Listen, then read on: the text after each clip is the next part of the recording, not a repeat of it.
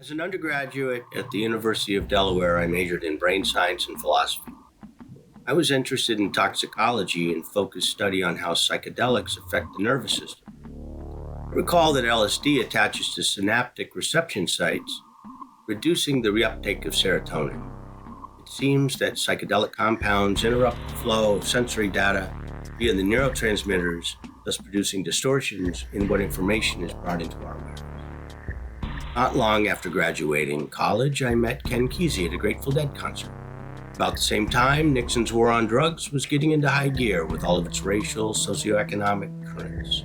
We must wage what I have called total war against public enemy number one in the United States, the problem of dangerous drugs. It's a strange time triangulating scientific, anecdotal, and political information that frequently conflicted.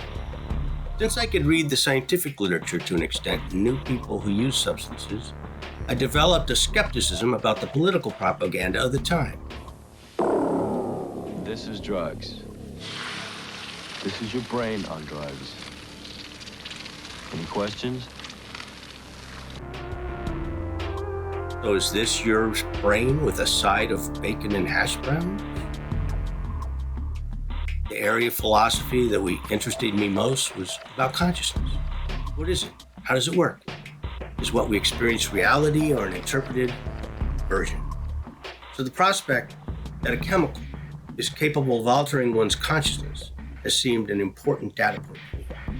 If a microgram of LSD can change perception of space and time, what guarantees that our already existing brain chemicals are producing accurate perceptions? These are questions that I continue to ponder on many levels. An addict is a slang term for someone with an addiction. In the drug world, the concept of a user is different from an addict in that not all users are addicted. Not all illegal substances are addicting. Yet it seems a common assumption in the US that everyone who uses an illegal substance is an addict. There's a lot of confusion around this. It's also commonplace to think that addicts are generally drug users. This is false because there are many addictions involving legal substances, gambling, media, certain foods, social situations, and much more. These are habits that have become compulsions that are hard to stop.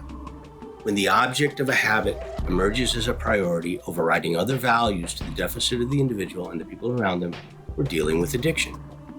Yet that pathological addiction is actually an extreme version of the habit-forming character of human psychology. We form habits naturally as ways of operating in the world. Human psychology is pattern-seeking, and human behavior is pattern-forming. What we call addiction is an extreme of a normal human response to the environment. Seen as such, we are all addicts to some extent.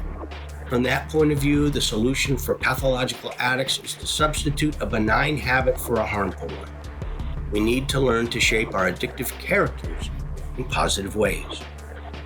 Having lived most of my life through the war on drugs, I find myself astonished at this recent reversal of views and policies where just about every illegal substance is decriminalized in Oregon, with similar movements across the nation.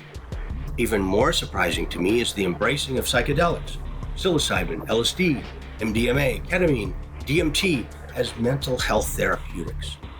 During the war on drugs, Congress made it illegal to even conduct scientific research into psychedelics. The view being, if something is presumed evil, the less we know about it, the better. Now suddenly this is all reversed. How did this happen? What does it mean for our future? I don't really know. Is this reality or something else?